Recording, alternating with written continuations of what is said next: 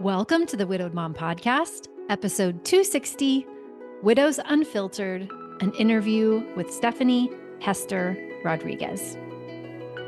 Welcome to the Widowed Mom Podcast, the only podcast that offers a proven process to help you work through your grief, to grow, evolve, and create a future you can truly look forward to.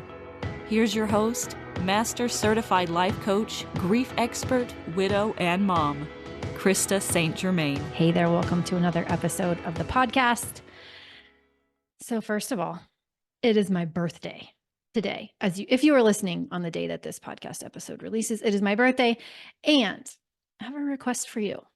Would you, as a birthday present to me, if this podcast has helped you, would you please go leave a review on whatever format you listen to the podcast? And the reason that's important to me is because I really want more widows to hear this podcast. There are 11 million widows in the US alone.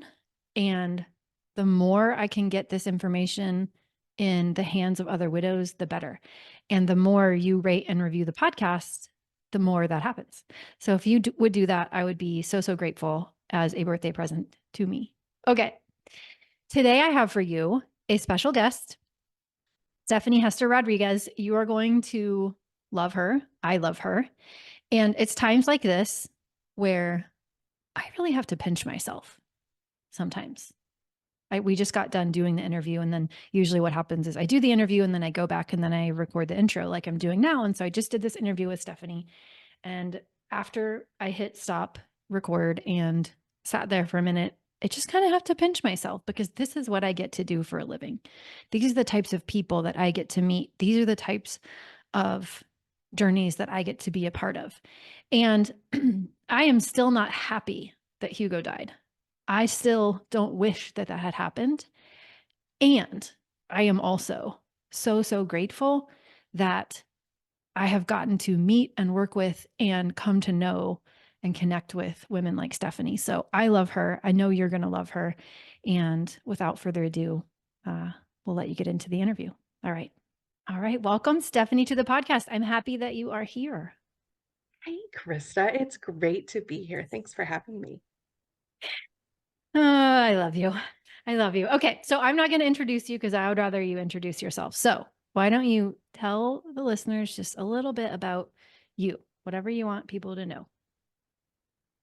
So I'm Stephanie. I am a mom to two kiddos. My son just turned 13 and my daughter turns 18 on Saturday and then graduates 2 weeks later. So I'm right in the whirlwind of all the senior moments with her, and as my firstborn and my admittedly mini me, there's lots of thoughts and emotions wrapped up in that experience. I am also an avid gardener, which anyone who spends any length of time with me knows a lot about. I'm also a duck mom. So I have some babies that are feathered and two dogs, but no one's near as impressed by the dogs as they are as the ducks. And the goose. Pope John Paul IV, whom my daughter named, is our goose. Fantastic.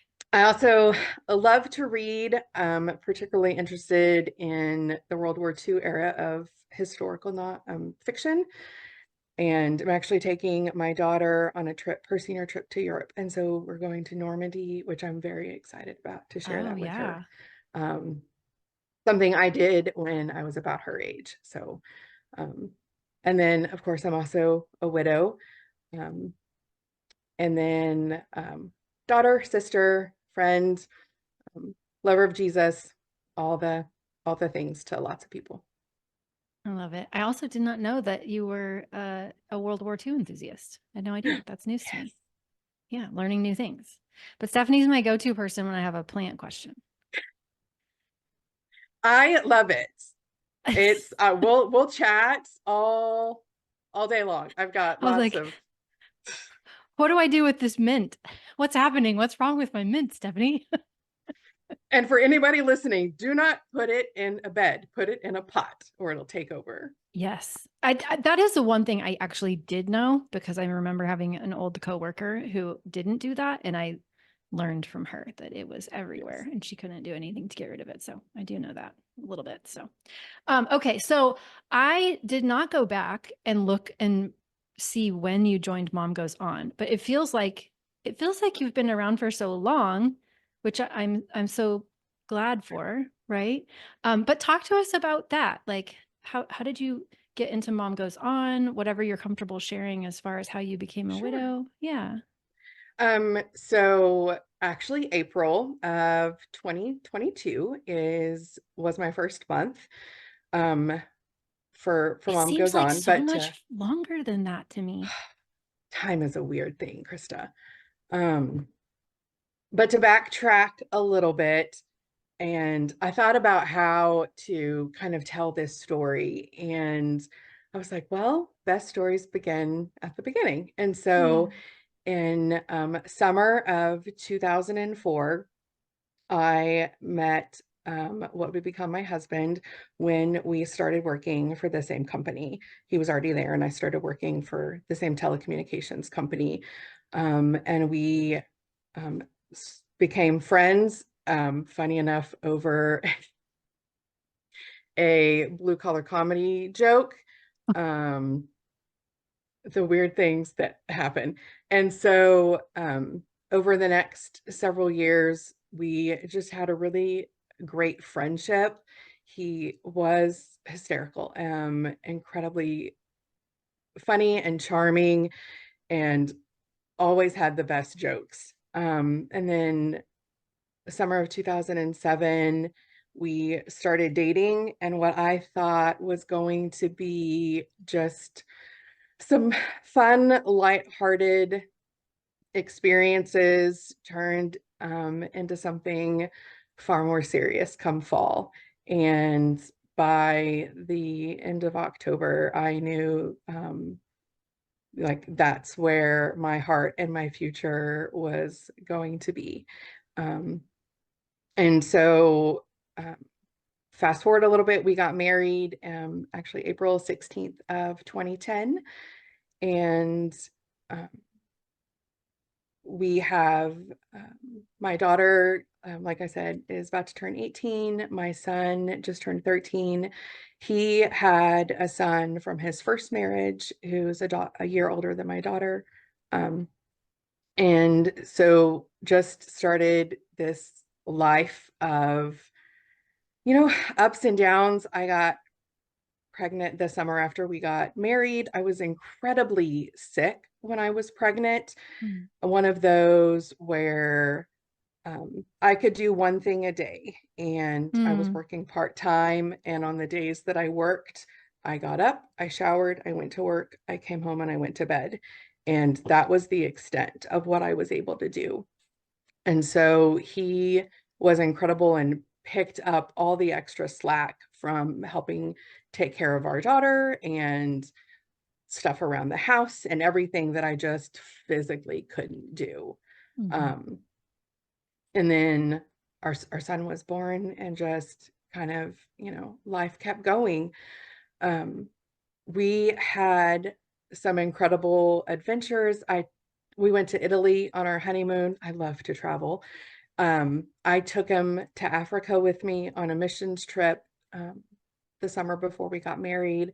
He's from Dallas, and so we spent a lot of time on the road between here and there, visiting friends and family, and just, building a life that we thought would last forever. Mhm. And then, as happened with a lot of people in 2020, life just changed and stood still. Um, Neither one of us had a job that we could stop doing during COVID. Mhm. Um, I work for a nonprofit. I couldn't just work from home. Like, you can't do services from home. So I kept going to work. He kept going to work. And we just kind of made it work. But come fall, of 2021, our luck in never having COVID ran out, and he contracted COVID at the beginning of September. By the end of September, he was not getting any better. I did. And so by this point, I'm trying to take care of him, not knowing like what's going on. And so one day I really just thought he was incredibly dehydrated. So I called one of those mobile IV places that'll come to your home. And thankfully, the person that came out was an off-duty firefighter, and he showed up and he was like, he needs to go to the hospital, and immediately called an ambulance. And that's the last time. Oh my God, I really thought I'd do it. Yeah, it's okay. So he went into the hospital that night, straight into ICU. They still had COVID ICUs then. The next day they put him on a ventilator. It was his choice. The doctor was like, he's aware enough that I've told him kind of what's happening and what his oxygen levels were, and he's not getting enough air. So they put him on a vent, and which meant he would be in a medically induced coma, just in hopes that his body could rest and heal.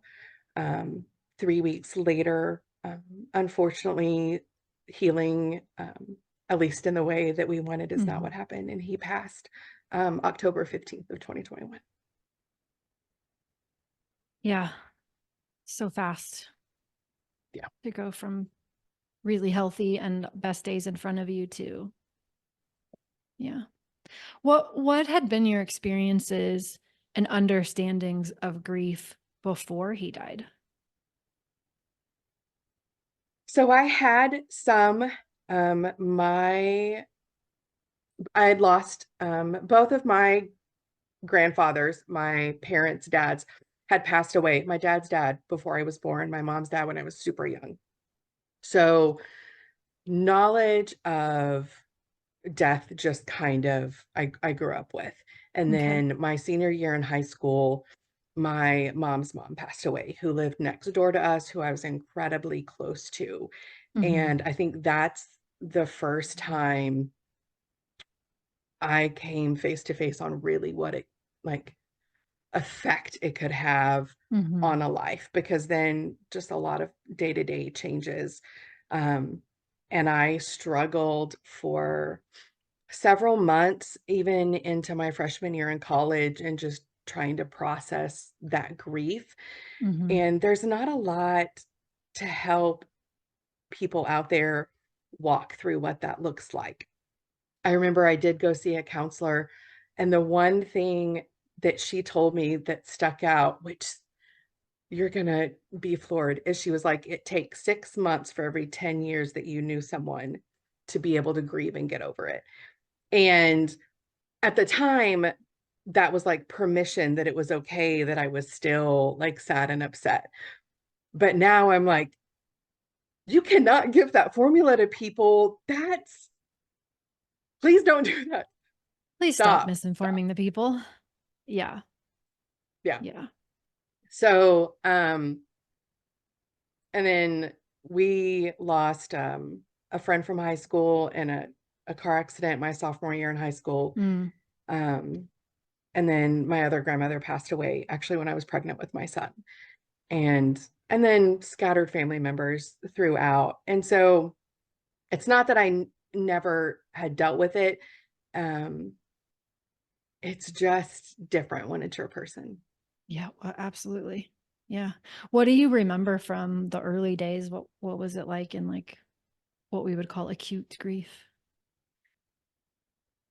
So I was never the one that like just stayed in bed, and I was the next day, you just got up, you put one foot in front of the other, and like you just do whatever's next.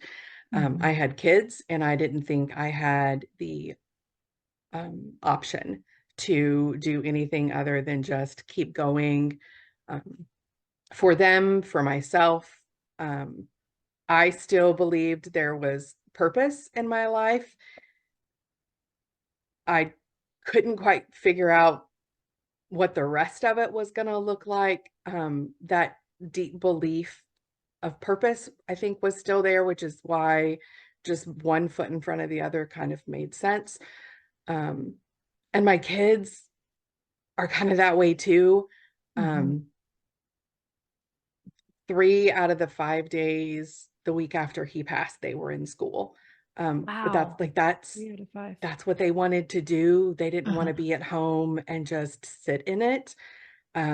We actually had a lot of time they didn't want to be home at all. I think it was just hard Mm-hmm. to be at home. Yeah. And so being busy for them was just easier.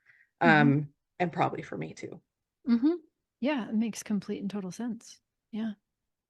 Um, so at what point, since you never really stopped, was there kind of like did you even take a break from work? Did you just go right back?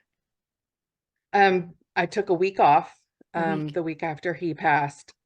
He passed on a Friday. That next week I was off. We had his service that next Uh-huh. Friday. And then that next Monday I was back at work. Yeah. Wow. Okay. What kind of support were you getting? What were you leaning into? What was helping you?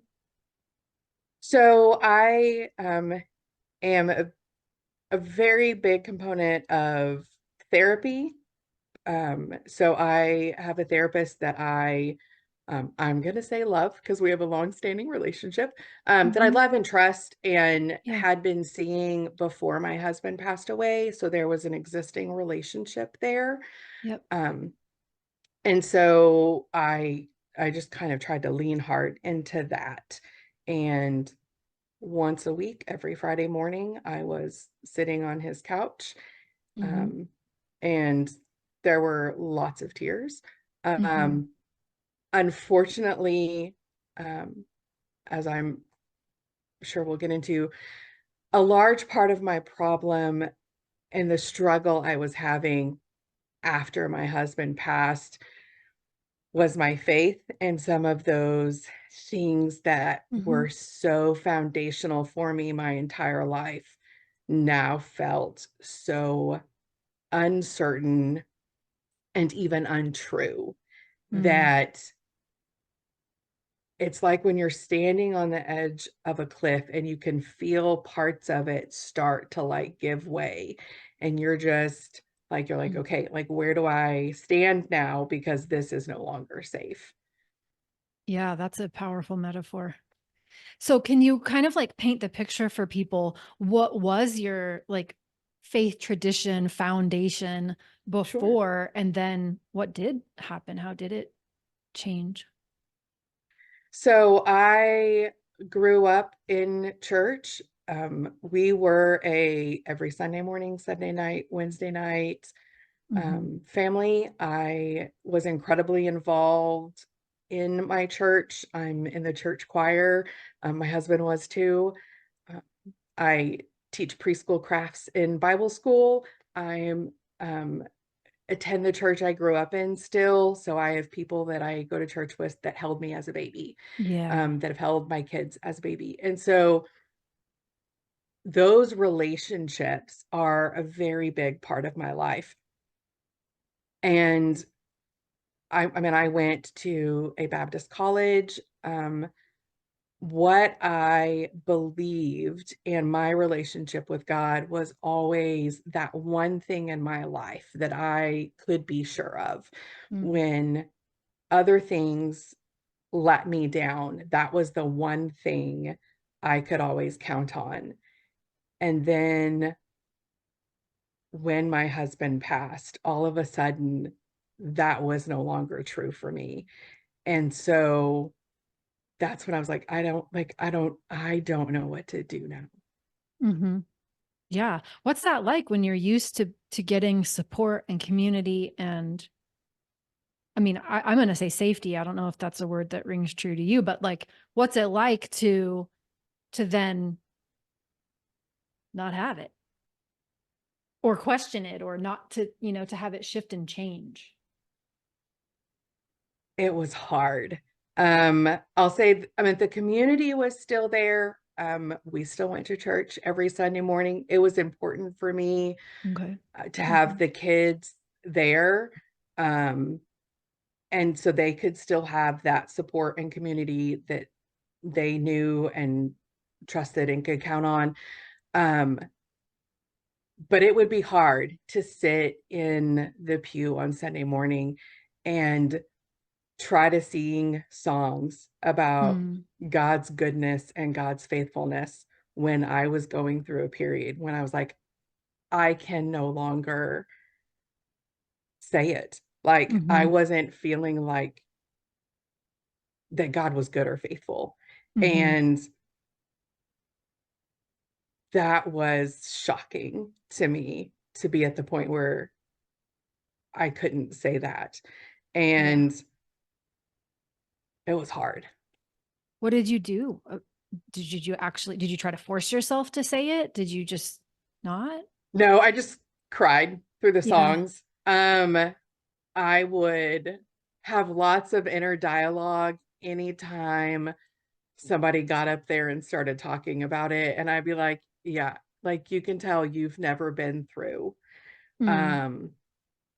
Or it must be nice to still believe that. Or like, I mean, all of those things, like I'll say there was a little bitterness that I was carrying around, that I was surrounded by all these people who lived in a world that hadn't been shattered. And just be like, you know, must be nice. Besides your therapist, were there people that you could be open and honest with about that, or were you just pretty much dealing with it by yourself? I had a couple close friends that are also believers that I would have some conversations with. The problem was they had never been through anything like this either. And so they didn't like, they would listen and be supportive and understand, but without like truly understanding. So there wasn't a lot more than just a listening ear that they could do. Did you sense your kids were going through similar struggles? Not in the faith aspect. I think particularly for my daughter, she leaned really hard into that. And part of my struggle, and I will own it, is because I had certain expectations of God. And when he didn't meet those, I held him to those. And the problem was they're not anything he ever promised me. And like with a lot of things and people, if I'm holding people to expectations that they've never promised me, when they don't meet them, I'm going to be disappointed. Yeah. But it's not their fault because like they didn't promise me that. That's something that I have built in my own head. And so, but it took me a really long time before I could recognize and own that. What was the process of like untangling it like for you? How did you do it? It took over a year before, which included 8 months of Mom Goes On, before I was able to do that. And a lot of that was you sitting in front of me and being like, is this a belief you want to hold? And is this something you still want to think? And you talking about beliefs are just something you thought long enough. And, you know, you can go into theology and stuff about beliefs, but sometimes what I discovered is we're believing things that aren't true.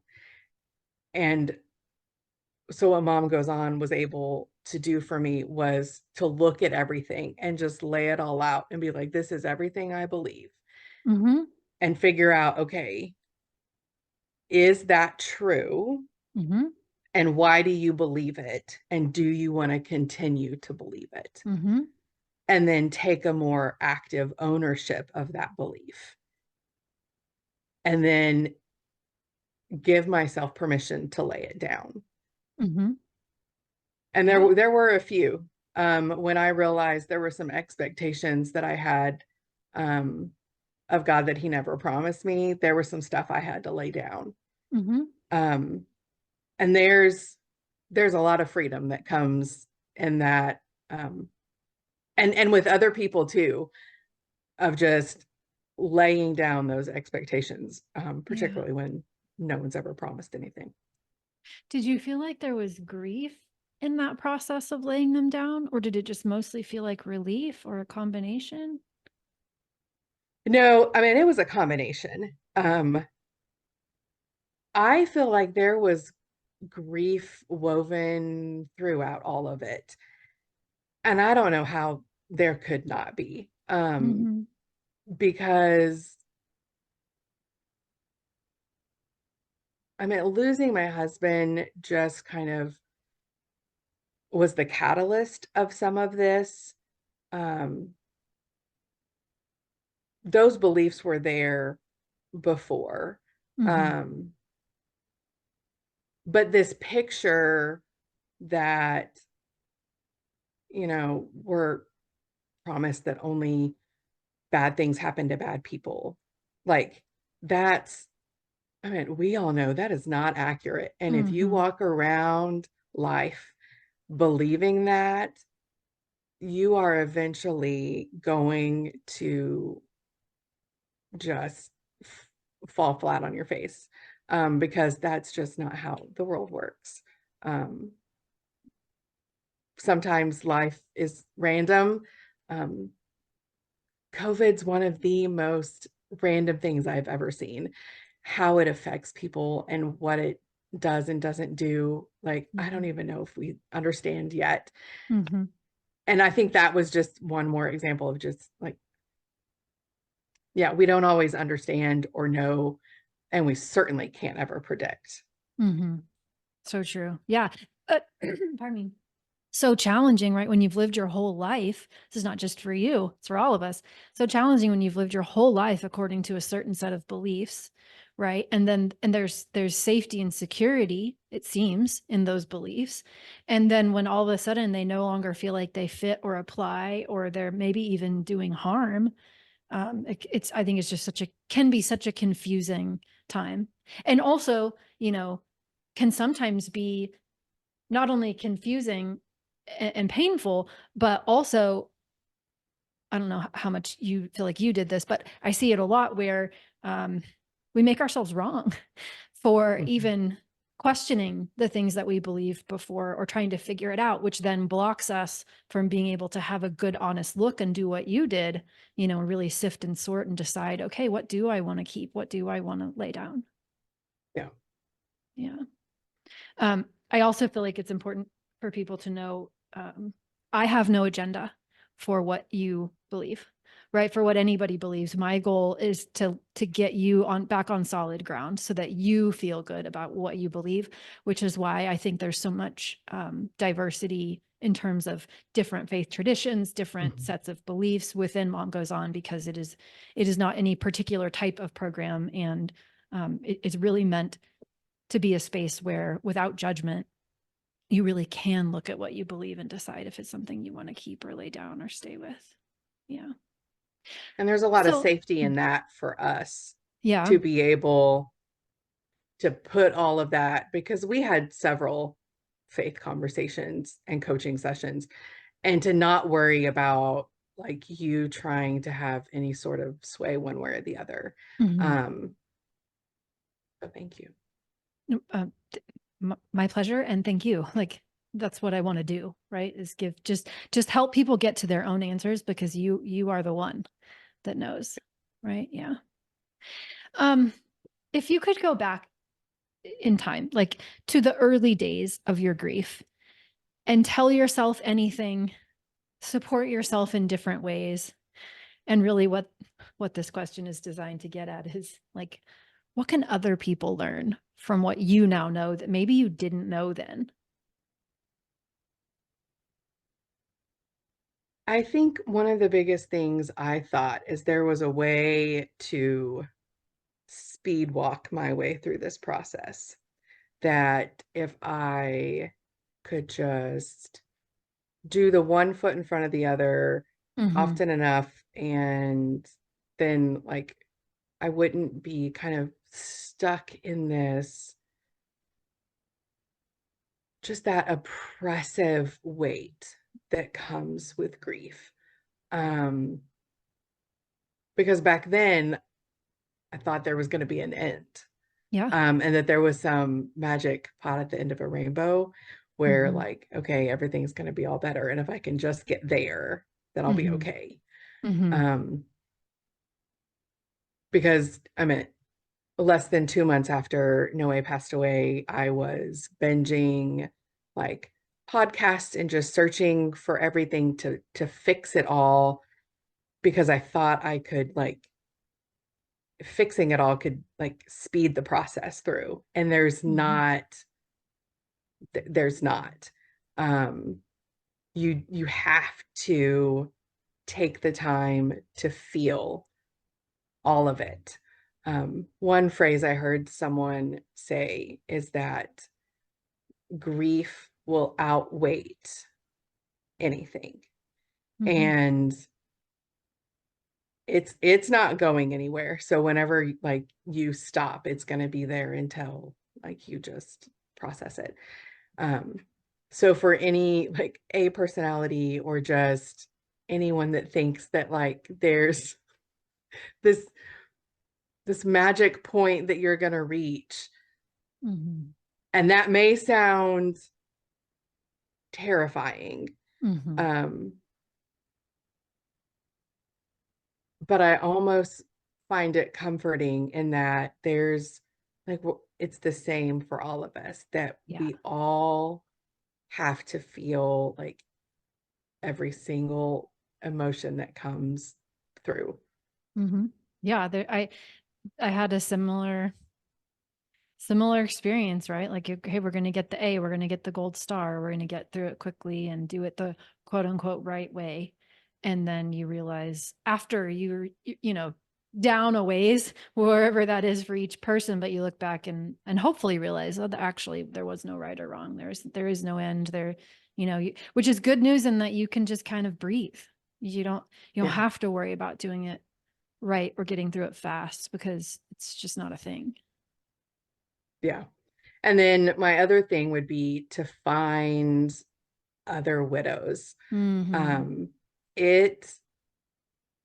I cannot tell you the comfort that comes from spending time with people who just get it. I mean, a week and a half ago, I was sitting on a beach with 5 other women who I met through Mom Goes On, and you don't have to talk grief the whole time, but being in the presence of women that just understand, there's like, I can't tell you what it does for your spirit and your soul and your heart, and it just eases the burden.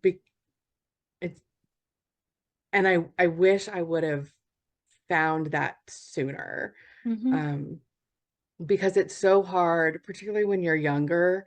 I was 40 when Noe passed away, and although sometimes I'm like, man, that's really old. Other times I'm like, oh, that's so young. Yeah. It's like, you've got to, like, they're out there, I promise you. And find your people. Yeah. Yeah. What led you to Mom Goes On? Was it the podcast first? What was how'd you wind up there? It was the podcast. So New Year's Day, 2022, I was like, okay, if we're gonna get the gold star, we gotta figure, like, someone's done this. Someone's got to tell me like how to do this.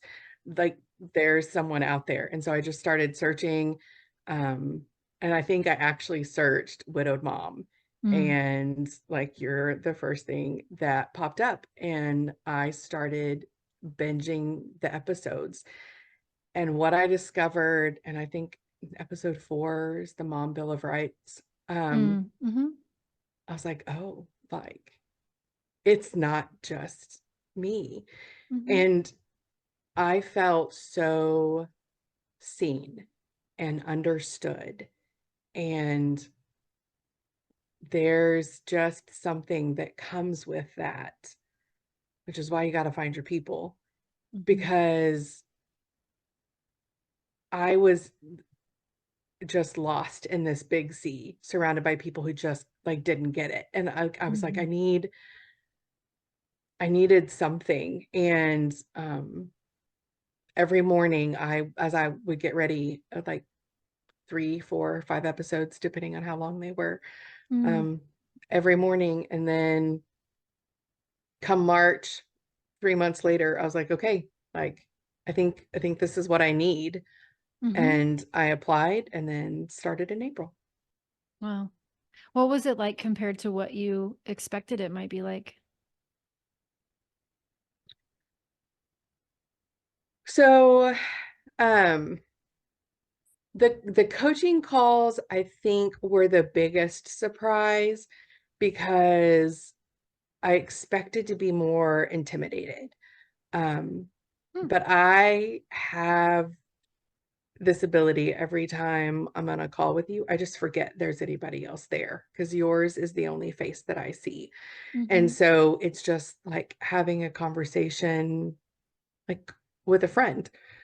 Um, and so those were also some of the moments where I felt like you have the biggest things kind of click in your brain that you Mm-hmm. can't necessarily get to on your own. Mm-hmm. Yeah. I mean, you seem to be on, I'm not like I went back and looked at the attendance record or anything, but you're on a lot of calls, right? I see you, even when you don't have your camera on, you're on a lot of calls. What has it been like to listen to other people's coaching when you're not the one getting coached? So in the beginning, I would be really attentive and be like, I'm soaking in like all of this. Now that I've done it for a little bit longer, um, sometimes I'll be multitasking. Shh, don't tell Krista. Yeah. She'll never know. And Shh. but but I'm always expecting for there to be at least one thing for it to remind me and be like, okay, because Mhm. the brain is a tricky little devil, and you have to kind of keep reminding yourself even of some of those basics. Mhm. Um, and that's kind of what it does for me. It just kind of Mhm. keeps me on track now and focused, because I think it would be too easy otherwise to allow some of those doubts and thoughts that I have Mhm. about myself or, anything else, to creep back in, Mhm. kind of like mitts you forgot to pull out of a bed. And should have put in a pot in the first place. But I mean, Right. hindsight. Yeah. Yeah. Uh, I mean, it is. um, It's those calls are like weeding a garden. Like yeah. you have to be diligent. Um, Otherwise, like chaos takes over. Yeah. Yeah. And it's not even just grief. I mean, I Mhm. don't know what the ratio feels like for you that it was, but I think people are usually surprised that so much of the opportunities actually is stuff that's we've been thinking about ourselves and what's possible Mhm. for us in our lives for decades. Yeah. And if we don't address it, it's like a roadblock. And some of it's grief, of course, but a lot of it's not. Yeah. So yeah, yeah. So what's life like these days? Where are you with kind of your whole faith experience? What's changed? What is life like? Sure. Yeah. Um, so I will say my faith, it's something I had to completely knock down to like, and even rip up some of the foundation and Mm, rebuild. Um, but I got to rebuild it as an adult and mindfully and purposely rebuild it. And it is stronger now mm, and sweeter now than it has ever been. And that's one of the things that I always hope when people look at me is that they can see Jesus, like in my story. Because it took a really long time for me to be able to say that God is good and that he is faithful and that he is sweet to me. Mm-hmm. And it feels really good to be in that place again. Mm-hmm. And to watch my kids walk out their grief journey, and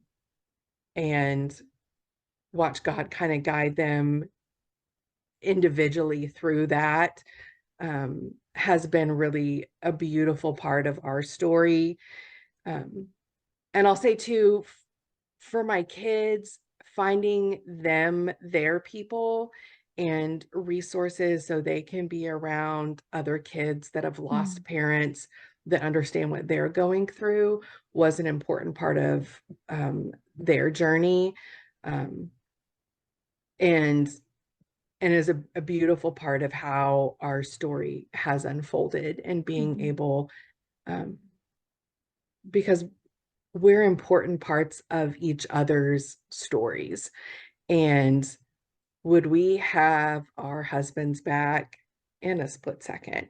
Mm-hmm.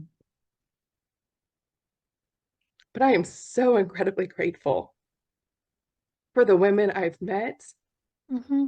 and the friendships that I've built through this journey.